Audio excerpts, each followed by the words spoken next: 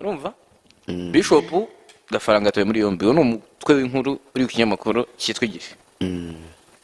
Iragira iti urwego rw'igihugu rw'ubugenzacyaha RIB rwemeje ko rwataye muri yombi Habiyaremye Zakariya wamenyekanye nka Bishop Gafaranga akurikiranweho ibyaha by'ihohotera rishingiye ku gitsina. atese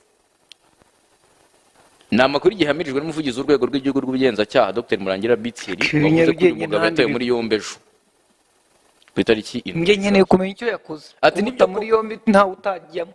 Ati nibyo koko. Ku wa 7 Gicurasi RIB yafunze Bishop Gafaranga ubusanzwe witwa Habiyaremye Zakariya akurikiranweho ibyaha by'ihohoterwa rishingiye ku gitsina afungiye kuri sitasiyo ya RIB ya Nyamata mu giperereza gikomeje. Yakoreye ndetse nkurikije buretse ababo baretse reka twumve urwego y'amakuru imwe hari abandi bayanditse ku buryo burambuye. Reka twumve. Urwego rw'igihugu rw'ubugenzacyaha ntirwatangaje ko Bishop Gafaranga yakoreye iryo hohoterwa. Iyi nkuru iri ku Gihe. Ntibanavuze uko ryakozwe. Gusa ni iryo ngiryo. Ubwo si ubwo mu by'ukuri. Hanyuma kanze kunjye ku kindi. Kwiki hari ibyamakuru biba bifite amakuru. none se konza uzi ikintu gihari se iki kibura gasa n'ikigiteterwa kirabamara. Meya nguwo ari ku butaka umuvandimwe twari duturanye reka kora hirya. oya ubundi ngo nyuma y'abayobozi hakurikiraho abakozi b'Imana ngo ngo barakurikiranwa na buriya nyuma haraza undi. Oya mu izina rya Yesu. Kuki nizere ko mu bintu bamurega iryo hohoterwa rishingiye ku gitsina atarikoreye umugore we. Nkurikije troll nabonye ku wenda abe yagiranye ibibazo n'umukobwa bakorana cyangwa undi mugore. Kuko yari umugore wawe biba byafashe intera. Urumva muri ibintu ibyo bavuga n'ubundi ibyo bavuga ibivugwa inyuma baravuga ko ari ibyo uvuze nyir'urugo. Baba we kandi noneho ngo tarihoterwa ryoroshye. Weburetse ariko hari ibintu byadutse ngo biri no mu itegeko ngo umugabo yabwiye umugore turamurama akabivuga kabiri bwa gatatu ngo bamufashe ku ngufu ngo wahojeje inkeke ugahoza umuntu ku nkeke ugamije inshimisha mubiri umugore wawe mwashyizeho supaneti. Ibyo nabyo ngo biba biraho inka ya data biravuga ko habaye iki kuko ndashaka umugore we nyine niko biri kuvuga nyine yamuhohote yamukubise. umvugo ni inkuru kuri ivuga ngo nubwo RIB yemeje ifungwa rye ntabwo yatangaje uri hohotera ryakorewe cyangwa se ibindi bisobanuro ku byakekwaho aho ngo iperereza ritarasozwa. Bivugwa ko ako ngako yaba yararikoreye umugore we witwa Muravaneti. nawe wamureze ndetse akaba ari nawe wamureze kuri RIB. Izina rya Yesu. Kuko RIB ntiyibwirije nubwo ijya yibwiriza nyine iri ihohoterwa niyo nshaka kumenya ubundi niyo nkuru. Ndetse gato ngo usomere inkuru urumva buri kinyamakuru kigiye ko bavuze ko ihohoterwa rishingiye ku gitsina uragira ngo uve ko urumva oya niyo akurikiranwe yaramusabye aramwima udashaka kugira oya niyo umukubise witwaje ko ari umugore wawe barishingiyeho akurikiranweho ibyaha by'ihohotera rishingiye ku gitsina. Yego urumva ibyo birahagije oya ntabwo bihagije ni umugore we kandi n'ihohoterwa rishingiye ku gitsina nose urumva harabaye. Ese ihohoterwa rishingiye ku gitsina nk'ukubise nk'urushyi ryaba ari ihohoterwa rishingiye ku gitsina? Oya unkubise urushyi uvuga uti urambona wa munyamakuru ukankubita urushyi ariko uje ugasanga hari ngo abagore uko mwigize ukankubita urushyi rishingiye ku gitsina kuko kumva ufite imbaraga zinkubita ni uko uvuga ko ndi umugore iryo naryo rishingiyeho. Niyo mpamvu nabazaga ngo niri noneho reka turi umugore n'umugabo babana byagera ku rwego rwitwa ko yamukora ihohoterwa rishingiye ku gitsina ari uko habaye ashobora kumukubita icyo ngicyo kirumvikana. urumva nabyo biba bishingiye ku gitsina avuga turi umugore wanjye kankukubita ninjye wagukoye.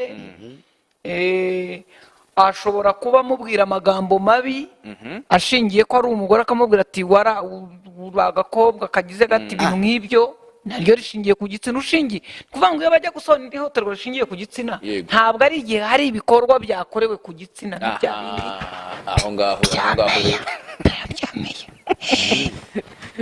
ntabwo ari cyo by'abandi aho ngaho rwose uramfashije kubyumva.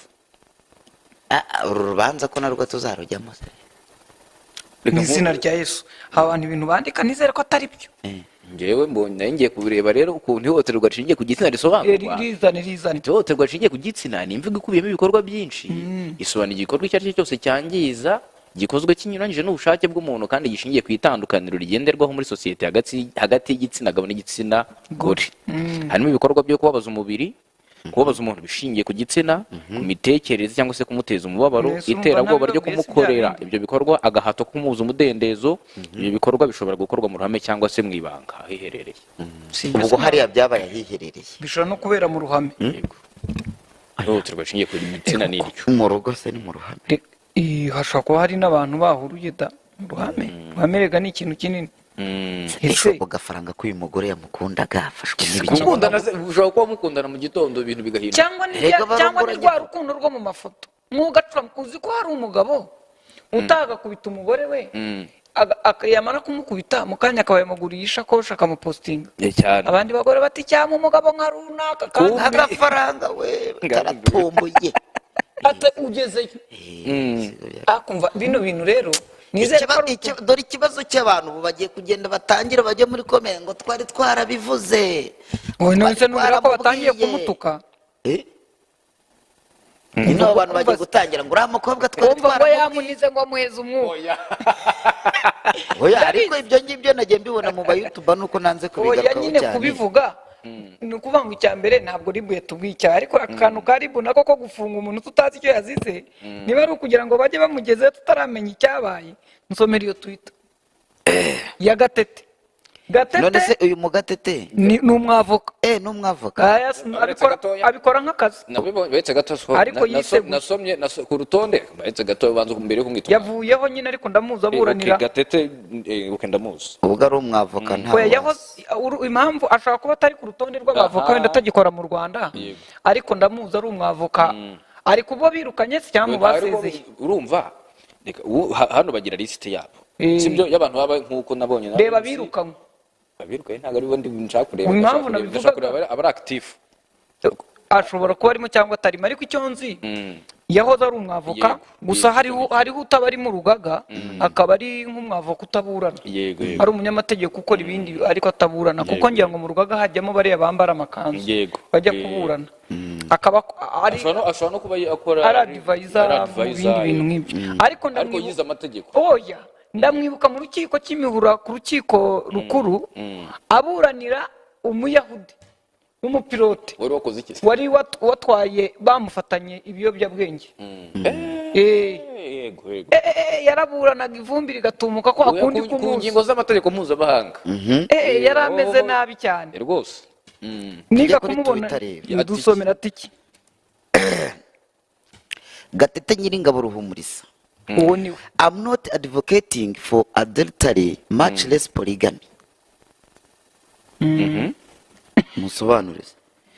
Ntabwo ndi kwamamaza ubusambanyi cyangwa se kwigwizaho abagore. Yego. I just do not think two adults having consensual intercourse should attract a criminal investigation at RIB and the prosecutor. Ntabwo ntekereza ko abantu babiri babyumvikanyeho babiri bakuru babyumvikanyeho bagakora igikorwa cy'imibonano mpuzabitsina, ibi ngibi byakagombye guhuruza inzego nka RIB n'ubushinjacyaha. Mama ya Munguta.